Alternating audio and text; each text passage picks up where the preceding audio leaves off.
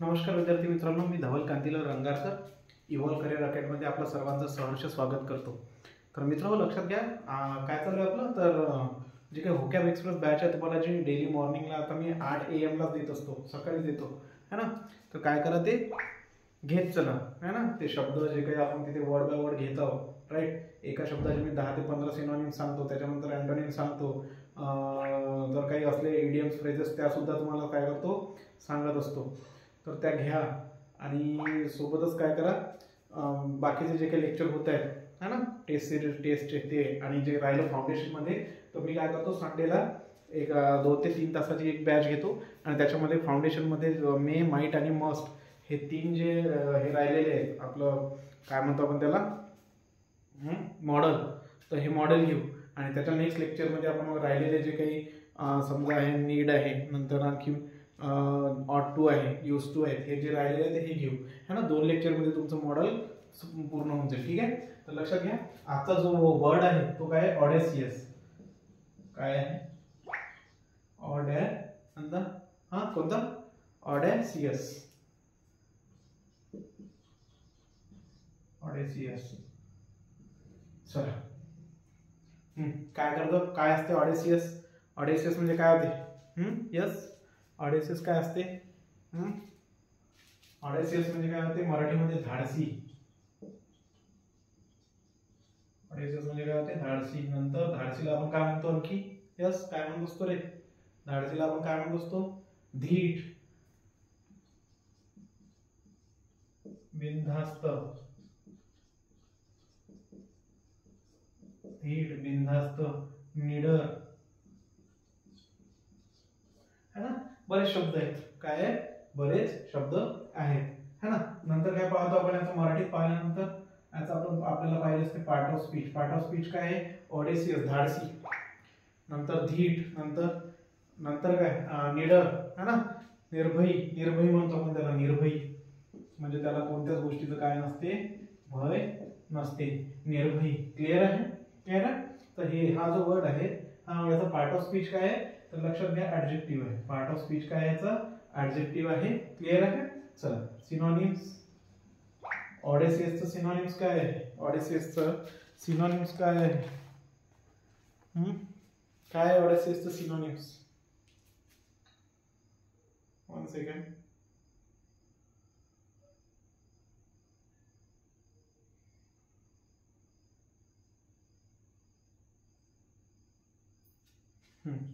काय आहे ऑडेसियसचं सिनोनिम्स. चला सुरुवात करा. काय असतो तो, धाडसी असतो, धीट असतो, बिंदास असतो, निडर असतो, निर्भयी असतो. काय असते मग तो, तर लक्षात घ्या, फिअरलेस. यस, पहिला शब्द आहे फिअरलेस. Fearless, fearless. यस, कोणता आहे, फिअरलेस. आणखी काय म्हणू शकतो त्याला, नेहमी डेली यूज मधला आहे ब्रेव. डेली यूज मधला काय आहे, ब्रेव आहे. गॅलंट आहे, गॅलंट्री अवॉर्ड माहिती आहे ना, गॅलंट. काय, फिअरलेस, ब्रेव, गॅलंट. आणखी काय आठवतात का काही, डॉन्टलेस.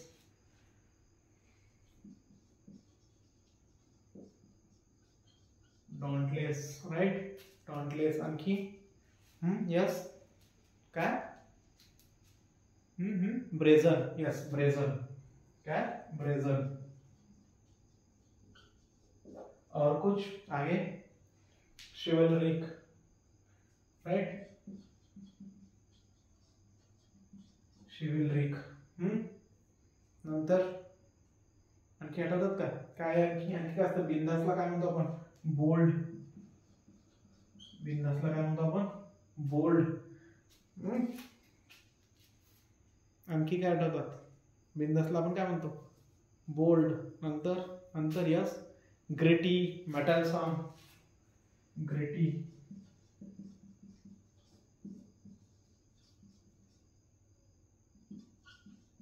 मेटलसम. ग्रेटी, मेटलसम. स्पेलिंग व्यवस्थित पाहायचं, ग्रेटी, मेटलसम. इम्प्युडंट, हा, इम्प्युडंट आहे. टेमरिटी आहे. यस, इम्प्युडंट. इम्प्युडंट. नंतर इम्प्युडंट आणखी काय, आणखी आता मी सांगितलं नाही, कोणतं तरी सांगितलं तुम्हाला. येस, टेमरिटी. येस, टेमरिटी. आणखी आठवतात? येस, आठवतात? तिकडे मागे नाही आठवत? काहीच नाही आठवत का? येस, तिकडे तुम्हाला कोपऱ्यात नाही. Valiant. Valiant. Valiant. Valiant. So these are the synonyms of the audacious, है ना. the given word audacious. तर हे audacious चे सगळे काय आहेत? सिनोनिम्स आहेत, है ना. लक्षात घ्या, ऑडेसियस म्हणजे काय होते? धाडसी, धीट, बिनधास्त, निडर आणि निर्भीड. पार्ट ऑफ स्पीच जर विचारला त्याचा तर काय आहे? ऍडजेक्टिव्ह आहे.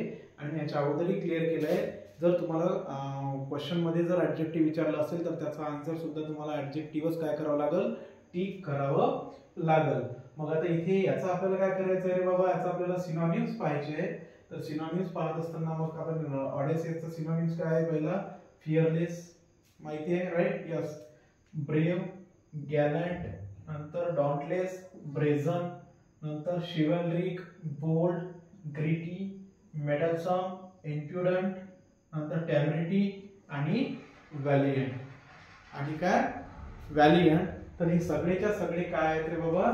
सिनोनिम्स आहेत. तर कोणाचे? ऑडेसियस या वर्डचे.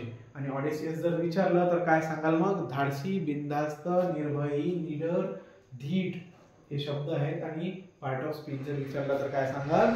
तर पार्ट ऑफ स्पीच आहे त्याचा काय? तर ऍडजेक्टिव्ह पार्ट ऑफ स्पीच आहे.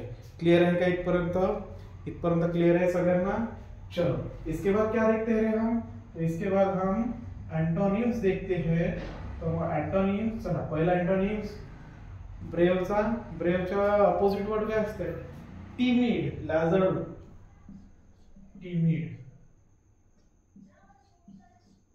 टिमिड, यस, टिमिड असते. नंतर टिमरस असते, ना. फिअरफुल असते. फिअरलेसच्या अपोजिट फिअरफुल. फिअरफुल असते, है ना. Timid, fearful. आणखी कॉवर्ड. Yes, coward. कॉवर्ड, है ना. Timid, fearful, coward. आणखी काय आठवतात का? यस, इकडे. आणि यस, फ्रेटफुल. नंतर मिक. नंतर फ्रेटफुल. राईट. फ्रेटफुल स्पेलिंग व्यवस्थित लिहायचं, स्पेलिंग व्यवस्थित पाहायचं.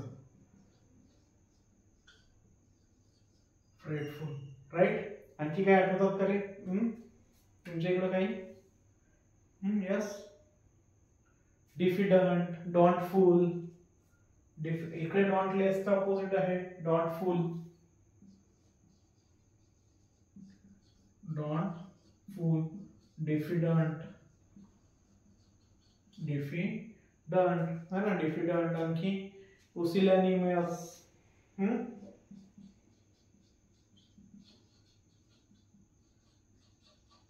ना. पुसिकॅट वगैरे आहे ना, ते पुसिलॅनिमस. यस, है ना. म्हणजे काय होते? भित्रा, कॉवर्ड. आठवतात? आणखी आठवतात का? यस. टिमोरस. Yes, timorous.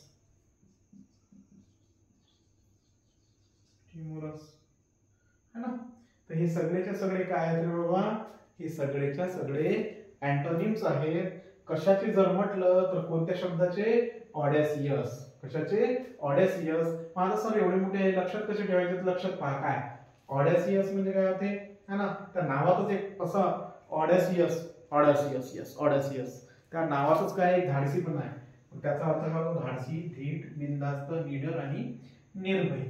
मग आता धाडसी व्यक्ती जो न भिणारा असतो तर काय असतो? फिअरलेस असतो, ब्रेव असतो. इथपर्यंत काही प्रॉब्लेम नाही, याला काही प्रॉब्लेम नाही.